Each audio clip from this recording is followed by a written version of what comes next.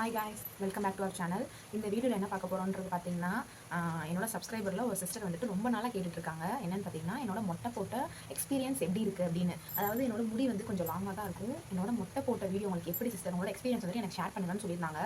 அவங்க ரொம்ப நாளாக கேட்டுட்ருக்காங்க. நான் இப்போ போடுறேன் சிஸ்டர், அப்போ போடுறேன் சிஸ்டர்னு தான் வந்து சொல்லிட்டு இருந்தேன். பட் இன்னைக்கு கண்டிப்பாக போட்டே ஆகணுன்ற முடிவில் தான் நான் வந்து இந்த வீடியோ எடுக்கிறேன். அது ஏன் அப்படின்னு பார்த்தீங்கன்னா, ஒன் செகண்ட். புது வீட்டுக்கு வந்திருக்கோம். இந்த புது வீட்டுக்கு வந்ததுக்கப்புறம் எனக்கு நிறைய வேலை இருக்குது. ஆனால் இன்னும் கொஞ்சம் இருக்குது. ஆனால் இருந்தாலும் அந்த ஒரு சப்ஸ்கிரைபரான என்னோட என் சிஸ்டருக்கு அவங்களுக்காக நான் இந்த வீடியோ போட்டே ஆகணும்னு சொல்லிட்டு தான் நான் இப்போ எடுக்கிறேன். கண்டிப்பாக இன்றைக்கி நான் அந்த வீடியோ போடணும்னு ஒரு இது வந்ததுனால தான் நான் எடுக்கிறேன்.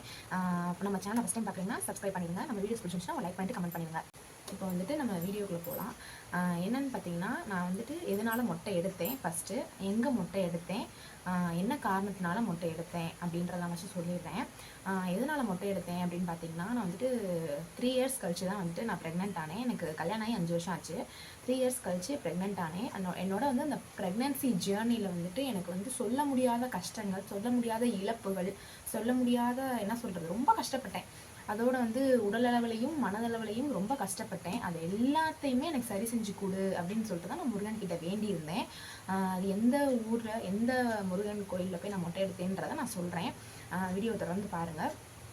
எதனால் வந்து நான் மொட்டை எடுத்தேன்னு பார்த்தீங்கன்னா, என்னோடய ப்ரெக்னன்சி ஸ்டார்ட் ஆனது வந்துட்டு ஏற்கனவே ஒரு தடவை வந்து நான் கன்சீவ் ஆகி அது வந்து அபார்ஷன் ஆயிடுச்சு. அதுக்கப்புறம் 3 வருஷம் கழித்து இந்த ப்ரெக்னன்சியில் வந்துட்டு எனக்கு நிறைய பிரச்சனைகள் வந்துச்சு. அது என்னன்னு பார்த்தீங்கன்னா, ஃபஸ்ட்டு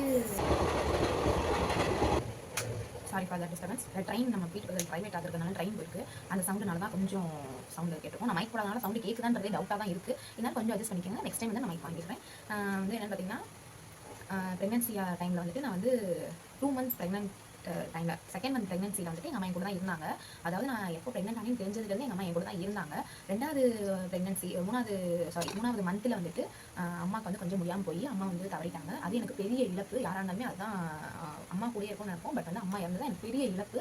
அதனால் அது ஒரு விஷயம். 2வது வந்துட்டு அம்மா இறந்ததுக்கப்புறம் என்னை நானே பார்த்துக்கிற மாதிரி இருந்துச்சு. இருந்தாங்க, எல்லாருமே பார்த்துக்கிட்டாங்க. என்னதான் எல்லாரும் பார்த்துக்கிட்டாலுமே எனக்கு அம்மா இல்லைன்ற ஒரு ஃபீல், ரொம்ப ஸ்ட்ரெஸ்ஸில் இருந்தேன். அதனால் வந்துட்டு கொஞ்சம் சரியாக சாப்பிடாமல் ரொம்ப கஷ்டத்தில் இருந்தேன். குழந்தைக்காக மட்டும்தான் நான் சாப்பிட்டேனே, எனக்காக இல்லை, எதுக்குமே இல்லை. அதனால் ரொம்ப கஷ்டத்தில் இருந்தேன். அதுக்கப்புறமே என்னென்னு பார்த்தீங்கன்னா, எனக்கு மஞ்சக்காமலை வந்துச்சு ப்ரெக்னென்ட் டைமில். அதுக்கப்புறம் வந்துட்டு பைல்ஸ் வந்துச்சு. எல்லாருக்குமே ஆஃப்டர் ப்ரெக்னன்சி தான் பைல்ஸ் வரும். பட் எனக்கு வந்து டியூரிங் ப்ரெக்னன்சிலேயே எனக்கு வந்து பைல்ஸ் வந்துச்சு. ரொம்ப கஷ்டப்பட்டேன்.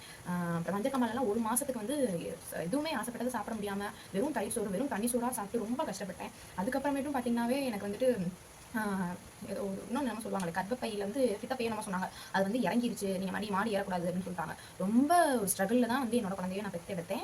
அதனால நான் திருச்செந்தூர் முருகன் கிட்டே நான் வேண்டியிருந்தேன், என்னோட குழந்தைய மட்டும் நல்லபடியாக எனக்கு கொடுத்துரு முருகா, நல்லபடியாக கொடுத்துரு, நான் எனக்கு மொட்டை போடுறேன் அப்படின்னு சொல்லிட்டு வேண்டியிருந்தேன். அதே போல் எனக்கு நார்மல் டெலிவரி தான். நார்மல் டெலிவரி ரொம்ப கஷ்டப்படாமல் தான் குழந்தை பெற்றுட்டேன். நல்லபடியாக என் பையன் இருக்கான், ஆரோக்கியமாக இருக்கான்ற ஒரு காரணத்துக்காக தான் வந்து முருகன் கிட்ட நான் சொல்லியிருந்தேன். எல்லாரும் சொன்னாங்க, எந்த சும்மா வழி மொட்டை இருக்கக்கூடாது அப்படின்னு சொன்னாங்க. ஆனால் என்னோட முருகன் கிட்ட நான் கேட்டிருந்தது எனக்கு கண்டிப்பாக கிடைச்சிருச்சு. கிடைக்கிற நம்பிக்கையில் தான் நான் வேண்டுதலே வச்சிருந்தேன். நான் கேட்டதை என் முருகன் எனக்கு கொடுத்துட்டாரு. என்னோட குழந்தையோட உயிரை பத்திரமா கொடுத்த முருகனுக்கு என்னோட மயிரை கொடுத்துறது நான் யோசிப்பேனா?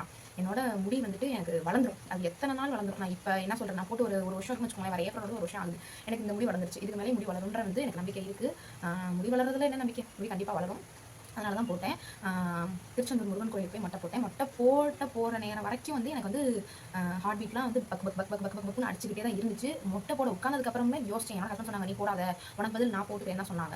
ஆனாலும் எதுக்குன்னா, அங்கே இருக்கிற பூசாரி அவங்க கிட்டலாம் கேட்டவங்க இருப்பாங்கல்ல, சாமிக்கு அர்ச்சனை பண்ணுறவங்க கேட்டதுக்கு, உங்களுக்கு ஃபஸ்ட்டு நீங்கள் தான் சாப்பிடணும், அப்போ உங்கள் ஹஸ்பண்ட் சாப்பிடுவாங்க, அப்போ நீங்கள் வேணா நீங்கள் தான் போடணும் அப்படின்னு சொல்லிட்டாங்க. எனக்கு அதுவே முருகனே சொன்ன மாதிரி இருந்துச்சு.